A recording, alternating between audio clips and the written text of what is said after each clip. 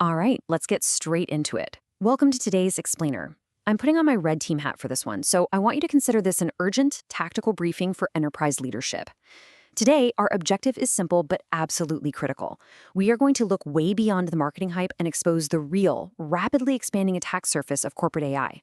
We're going to break down exactly how these systems are being compromised in the wild right now, and more importantly, how you need to defend your organization. Okay, let's dive in. I want to start by grounding us in a pretty jarring reality. 190 million. Let that number sink in for a second.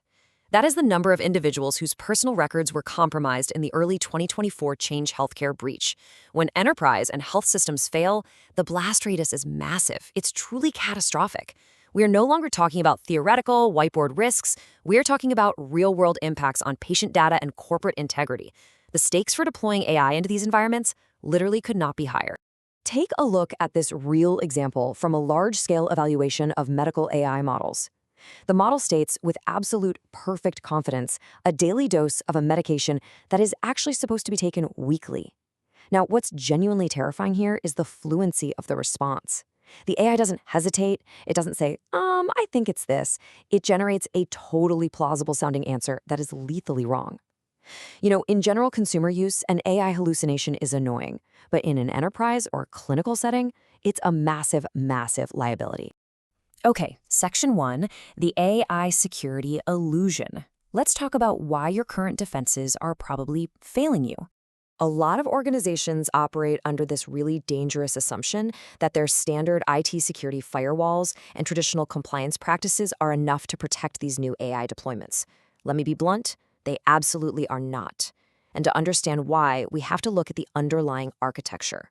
Look, in traditional IT, your code and your data are strictly separated, right?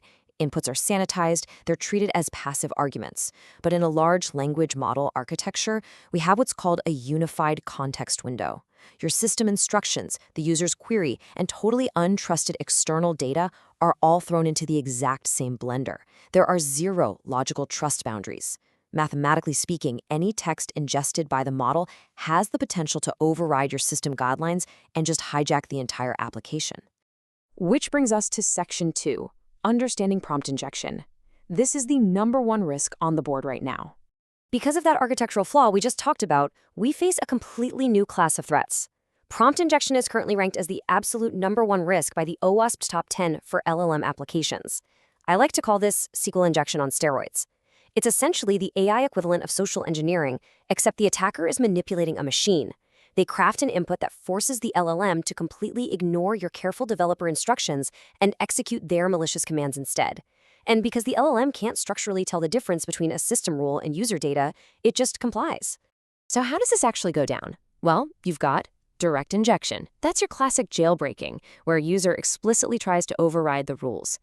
Then you have system prompt leakage, which is when attackers trick the AI into spilling its internal rules, its permissions, or even its API keys. But honestly, the most insidious sector for the enterprise is indirect injection. This is where attackers hide malicious instructions inside external web pages, emails, or PDFs that your AI is designed to read. The attacker never even touches your AI interface directly. They weaponize the very data your AI is ingesting. Now, if you're thinking, this is just some academic white paper theory, think again. Consider exploit CVE 2025-32711, better known as Echo Leak. A hidden instruction inside a totally normal-looking email caused an enterprise AI copilot to completely exfiltrate user data, and it required 0 clicks from the user. 0 user awareness. The AI just read the email, processed that hidden command, and silently sent enterprise data to an external server. Make no mistake, attackers are actively weaponizing external content to bypass our awareness right now. Moving on to Section 3, the RAG trust paradox. Let's look at how internal retrieval creates vulnerabilities. Retrieval Augmented Generation, or RAG, is arguably the most common way enterprises are deploying AI today, connecting the model to internal documents so it can answer specific company questions. But let's walk step by step through how this creates a massive vulnerability through a RAG poisoning attack. First, an attacker hides malicious instructions inside a completely benign document. Let's say it's just an IT help PDF. Second, that document gets uploaded and embedded into your enterprise vector database. Third, an innocent employee queries the AI. and the system retrieves that poisoned document to use as context. And finally, the AI executes those hidden instructions because it believes they are trusted commands coming from your own internal knowledge base. Your own internal corpus has literally become the attack vector. Here's the real kicker: how incredibly easy this is to pull off. Research shows that just literally five carefully crafted malicious documents can manipulate an AI's responses with over a 90% success rate. That's a 90% success rate even if your database contains millions of legitimate documents. The AI is just fundamentally biased to trust the context you feed it. As decision makers, you have to weigh these architectural trade-offs very carefully. A shared index pattern is highly scalable and cost-effective, sure, but it relies entirely on metadata filters. If those filters get bypassed, you're looking at cross-tenant data leakage. Suddenly, HR is seeing finances data. A store-per-tenant model offers a high fiscal security boundary, but the infrastructure cost is absolutely massive. And an isolated local RAG gives you true air-gap security, but then you can't use the most advanced cloud-based foundation models. Security architects have to pick their poison here. Section 4. When autonomous agents go rogue. This is where the blast radius completely explodes. The industry is shifting rapidly from simple question and answer chatbots to agentic AI. We're talking about AI that has the actual power to take action. This agentic blast radius is a terrifying escalation in risk. Think about it. Previously, a prompt injection or a poisoned retrieval just meant the AI gave you a bad text response. You could just ignore it.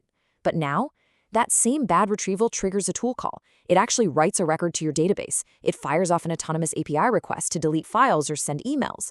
We are granting excessive agency to models that are, at a structural level, fundamentally vulnerable to manipulation.